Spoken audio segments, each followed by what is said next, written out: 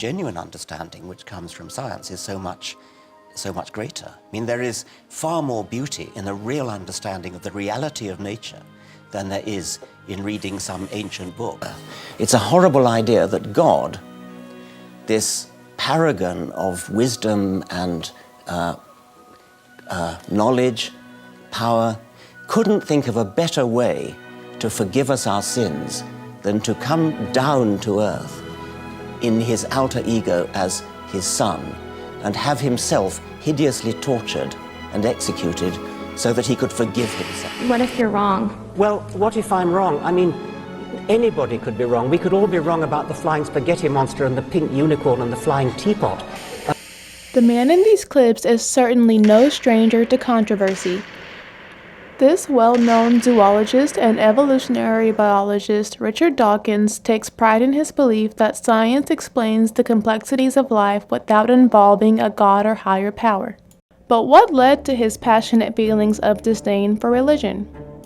Richard Dawkins was born to parents Clinton John Dawkins and Jean Mary Vivian on March 26, 1941. He was born on a British military base stationed in Nairobi, Kenya, where his father served in the colonial service during World War II. Like many children of civil servants, Dawkins had an Anglican upbringing. His family was associated with the Church of England, which meant he grew up believing in the existence of one God which embodies the three personas, the Father, the Son, and the Holy Ghost. Although his parents were Christians, they were also scientists, and they encouraged scientific thinking within him from a young age. In 1949, his family returned to England when his father was called into the King's African Rifles. In his teenage years, Dawkins began to deeper explore Darwin's theory of evolution. It was then when it developed his ideology that evolution made more sense to him than the idea of an intelligent designer and his designs. Dawkins went on to further his scientific education pursuing the field of zoology at Balliol College, Oxford. Here, he earned his bachelor's, master's, and doctorate's degrees in zoology. He earned his master's and doctorates under the infamous naturalist and Nobel Prize winner Nicholas Tinbergen. Tinbergen is well known for his attributes to the world's understanding of animal behavior. One of his most noted works assesses the sexual behavior of stickleback fish. Here, he studied the courtship and mechanisms of male-to-male combat of the species. After completing his collegiate studies, Richard Dawkins became a professor of zoology at the University of California, Berkeley from 1967 through 1969. He later left California and returned to Balliol College, Oxford in 1970 and taught zoology. 20 years later, he became a reader in zoology at the University of Oxford. In 1995, he was appointed Simonier Professor for the Public Understanding of Science at the University of Oxford, a professorship donated by Charles Simonier until stepping down in 2008. Charles Simonier is a Hungarian-American software architect famous for his connection with the Microsoft Corporation. Simonier developed the widely used software applications Microsoft Word and Microsoft Excel. In 1976, Dawkins published his first book and bestseller, The Selfish Gene. This is the very book that would change the way we viewed evolution. In this book, he explains the misunderstandings of Darwinism. He promotes that evolution happens to the genes rather than Darwin's proposal that it happens through species or individual levels. He creates a term called memes in the final chapter of The Selfish Gene. But this isn't the first time you've heard the term meme, is it? You've spent days and nights interpreting, laughing at, and maybe even creating your own memes. These vessels of culture are widespread across the globe and throughout many generations. And how we understand them is no different than how Dawkins depicts memes in The Selfish Gene. He describes memes as a unit of cultural transmission. He derives the word meme from its Greek root mimeme, which means imitation, and tweaks it to one syllable so that it sounds like gene. Now, we know how memes spread. When an individual comes across a meme, they will analyze it, and if it is deemed shareable, that individual will share the meme generally across social media platforms or through direct messaging. Then, the recipients will analyze the meme themselves and share it in the same way. Memes spread from person to person, and if the meme is a hit, it will quickly become viral. But not all memes are created equally.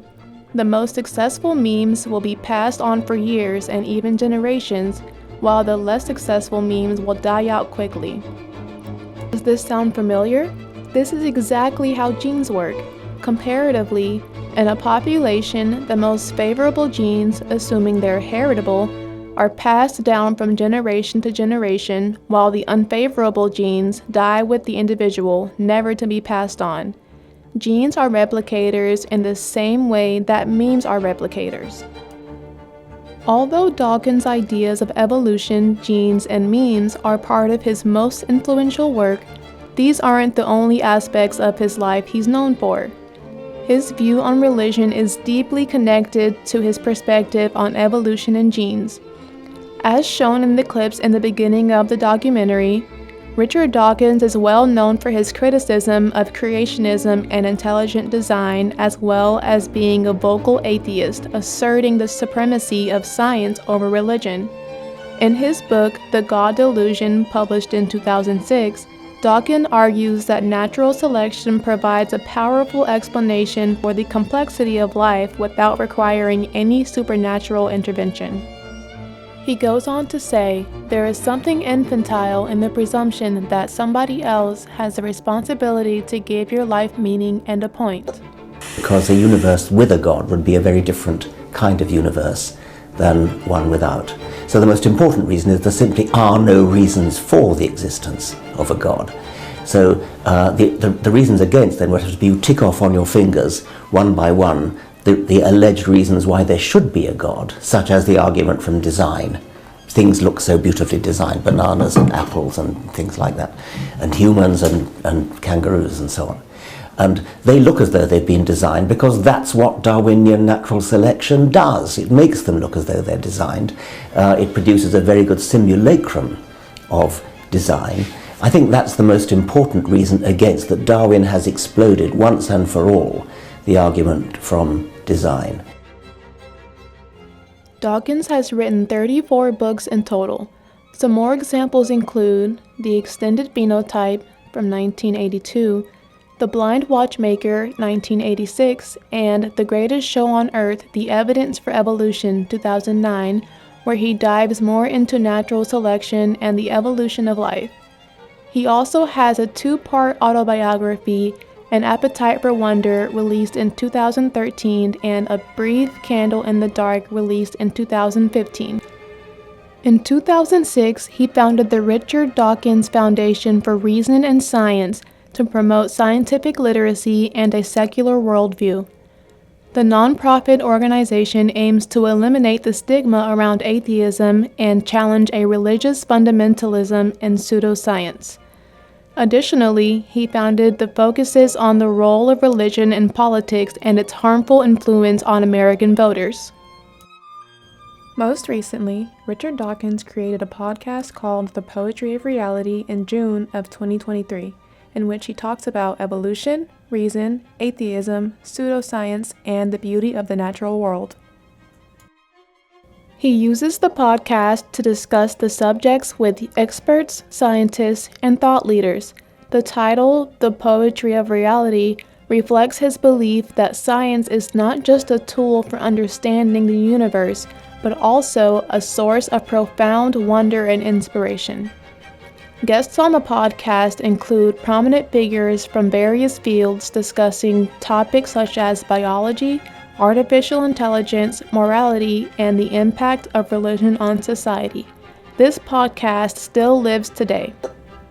So this question is, has the idea of the gene as the primary unit of selection ever been seriously challenged?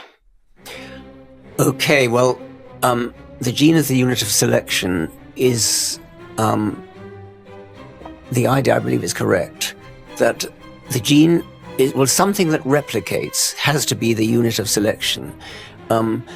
It doesn't have to be the gene. On another planet, it could be any other kind of self-replicating entity. But the thing about replicating entities, accurately replicating entities like genes, is that they are potentially immortal. Now, they're not all immortal, and some of them are not. And natural selection is the differential survival of those that are. But in order for the differential survival to really matter, it has to be an entity which has a potential to survive anyway. Now, the individual organism doesn't survive anyway. The individual organism dies, having reproduced. So the individual organism is not a unit of selection in that sense, because it's a one-off. When it dies, it's dead, and that's it. A gene, on the other hand, the organism dies, but the gene goes on in the progeny, and then the grandchildren, and the great-grandchildren, the great-great-grandchildren. And if it's successful, it's going to make it through to the great-great-great-great-great-great-grandchildren. But not all of them do. And the ones that are successful are the ones that are good at programming a succession of bodies that are good at surviving and reproducing in whatever way the species does it, whether it's climbing or swimming or flying or whatever it is. So there are lots of different ways of doing it, but the one thing they all have in common is that they pass the genes on. So all genes are potentially immortal. Some genes are only are not in practice immortal. Those are the ones that natural selection gets rid of. So what we're left with in the world is a whole collection of genes which are good at surviving because they've survived, because they've come down through the generations. They've realized the potential of being immortal. Now, I think nothing else in earthly life has that property. Individuals certainly don't. Groups don't. Only the gene, and perhaps the meme, has that. That's what I was going to say. That possibility.